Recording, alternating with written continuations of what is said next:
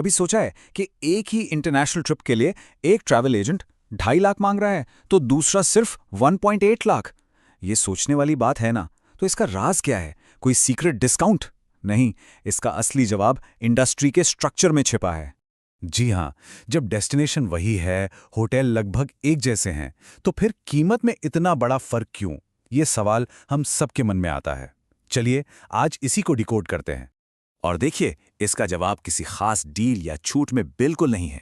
सारा खेल इस बात का है कि ट्रैवल पैकेज को बनाया कैसे जाता है और उसे हम तक पहुंचाया कैसे जाता है।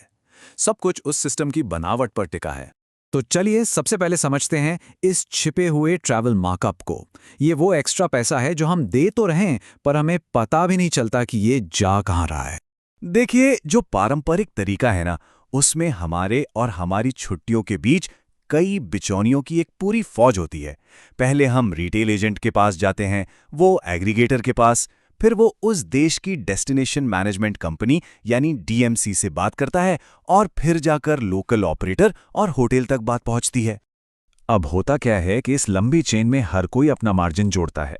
विदेशी डीएमसी अपना पैसा लगाती है, भारतीय ट्रैवल एजेंट अपना, फिर सब एजेंट्स का कमीशन भी होता है। इतना ही नहीं, डॉलर के रेट के उतार चढ़ाव से बचने के लिए करेंसी कुशन और दूसरे खर्चों के लिए ऑपरेशनल बफर्स भी जोड़ दिए जाते हैं।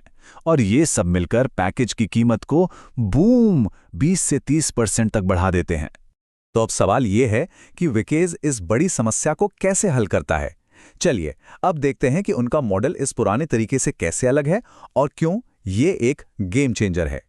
यहीं पर असली जादू होता है। जहां पुराने मॉडल में बिचौलियों की एक लंबी लाइन है, वहीं विकेस अपने स्मार्ट एआई प्लेटफॉर्म का इस्तेमाल करके इन सभी बिचौलियों को, खास तौर पर डीएमसी को, रास्ते से हटा देता है। मतलब ग्राहक सीधे दुनिया भर के सप्लायर से जुड़ जाता है। और इस नए स्मार्ट मॉडल का सीधा फायदा किसे मिलता है? ट्रैवलर्स को। और ये फायदा दो तरीकों से मिलता है। एक तो जबरदस्त बचत और दूसरा अपनी मर्जी की छुट्टी बनाने की पूरी आज़ादी। जाहिर सी बात है, जब बीच के सारे बिचौलिए हट गए तो सिस्टम की लागत बहुत कम हो जाती है और इस बचत का सीधा फायदा ट्रैवलर्स को मिलता है। कितना? लगभग 25% तक की बचत। ये बहुत बड़ा अंतर है। पर बात सिर्फ पैसों की नहीं है। सोचिए, पारंपरिक पैकेज कैसे होते हैं? एक जैसे, सबके लिए वही। लेकिन क्योंकि वेकेश सीधे सप्लायर से डील करता है, तो कस्टमाइजेशन की कोई लिमिट ही नहीं है।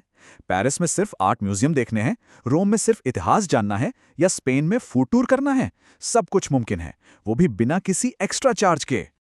अच्छा, बचत हो गई, अपनी पसंद की छुट्टी भी मिल गई। लेकिन इस मॉडल का एक और बहुत बड़ा फायदा है, और वो है पूरी पारदर्शिता और लचीलापन। हम सब ने ये अनुभव किया है कि पारंपरिक पैकेज कैंसिल कराना कितना सिरदर्द होता है। छोटे अक्षरों में लिखा होता है डीएमसी की पॉलिसी लागू होगी। अब वो पॉलिसी क्या है किसी को नहीं पता, लेकिन वेकेस के साथ, क्योंकि बुकिंग सीधे होटल और ऑपरेटर से होती है, तो हर चीज की रिफंड पॉलिसी एकदम साफ साफ पता होती है, कोई कंफ्यूजन नहीं। तो ये मॉडल सिर्फ ट्रैवलर्स के लिए ही अच्छा नहीं है, इसमें बिजनेस पार्टनर्स और डिस्ट्रीब्यूटर्स के लिए भी एक जबरदस्त मौका छिपा है। याद है वो स्ट्रक्चरल बचत जिससे ट्रैवलर्स के 25% बच रहे थे? वेकेज उसी बचत में से 10% तक का कमीशन अपने डिस्ट्रीब्यूटर्स को वापस देता है। तो इसका मतलब ये हुआ कि कोई फाइनेंशियल एडवाइजर हो, इंश्योरेंस एजेंट हो या कोई भी जिसके क्लाइंट्स विदेश यात्रा करते हैं, वो अपने मौजूदा ग्राहकों से ही एक नई इनकम बना सकते हैं। ये एक परफेक्ट विन विन सिचुएशन है। क्लाइंट्स के पैसे बचते हैं और पार्टनर्स को अच्छी कमाई होती है। तो इस पूरी बातचीत का निचोड़ क्या है? सारी बात एक बेहतर और स्मार्ट स्ट्रक्चर पर आकर टिकती है, जिससे मिलती हैं बेहतर छुट्टियां। और यही सबसे जरूरी बात है। विकेस सस्ता इसलिए नहीं है कि वो क्वालिटी से समझौता करता है, वो सस्ता इसलिए है क्योंकि वो सिस्टम से फालतू की परतें हटाता है। इसका नतीजा क्या है? ट्रैवलर्स के लिए ज्यादा ट्रांसपेरेंसी, ज्यादा कस्टमाइजेशन और 25% तक की सीधी बचत, और पार्टनर्स के लिए 10% तक का कमीशन कमाने का एक नया रास्ता। तो क्या वाकई ट्रैवल इंडस्ट्री का भविष्य इन्हीं बिचौलियों को हटाने में है? ये सोचने वाली बात है।